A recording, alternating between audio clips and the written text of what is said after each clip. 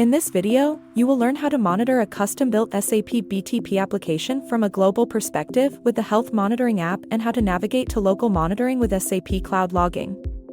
On the SAP Cloud ALM Launchpad, open the Health Monitoring app. The Health Monitoring app checks the application health of your cloud services and systems. It can be considered a lightweight system monitoring. Embedded alerting helps you send notifications and start corrective actions. Based on the scope selection, navigate to SAP BTP, Cloud Foundry environment, and select the sub-account. Technical metrics provide insights into the health of the application. Choose the card of the metric you're interested in, such as a Java memory, old generation, to access more detailed information about it.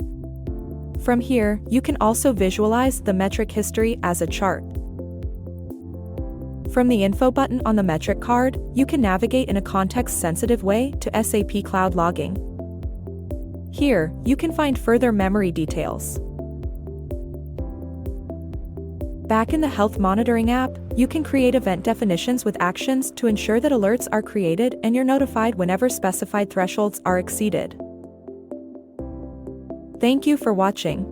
To find out more about health monitoring, visit our documentation on the Expert portal and the SAP Help portal.